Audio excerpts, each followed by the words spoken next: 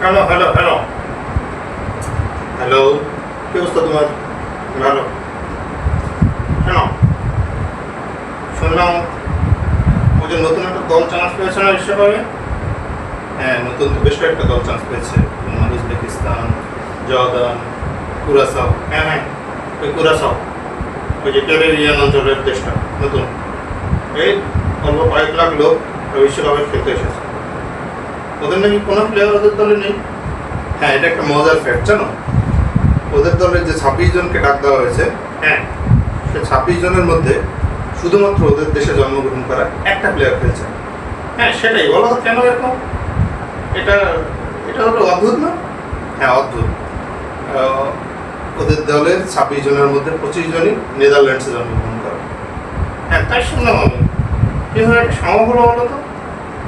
এটা সম্ভব হয়েছে কুরাসাওর দলে যারা ডাক পেয়েছে তাদের পূর্বপুরুষরা কুরাসাওয়ে জন্মগ্রহণ করেছে, কিন্তু পরে তারা নেদারল্যান্ডসে মাইগ্রেট করে গেছে। আচ্ছা, তাদের মা বাবারা তাদের দেশ ছেড়ে নেদারল্যান্ডসে চলে গিয়েছে বা ইউরোপে চলে গিয়েছে। তারপরে তাদের ছেলেদেরকে আবার কুরাসাওয়ের হয়ে খেলতে পাঠাচ্ছে।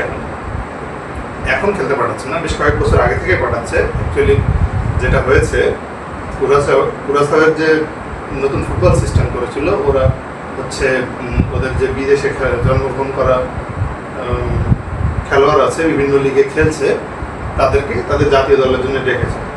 আচ্ছা, তো এরকম করে ওরা বিশ্বকাপে চান্স পেয়ে গেল এবং বিশ্বকাপে খেললে ওদের দেশে না জন্মানো খেলোয়াড় দিয়ে।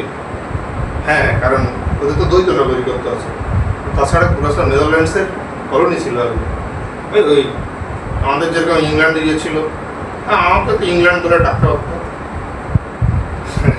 ইংল্যান্ড ধরে ডাকতে পারতো, কিন্তু ইংল্যান্ডের যথেষ্ট ভালো প্লেয়ার আছে।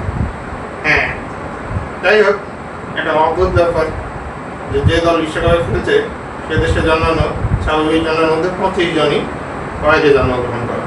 অদ্ভুত, দুনিয়াটা অদ্ভুত, বিশ্বকাপটাও অদ্ভুত।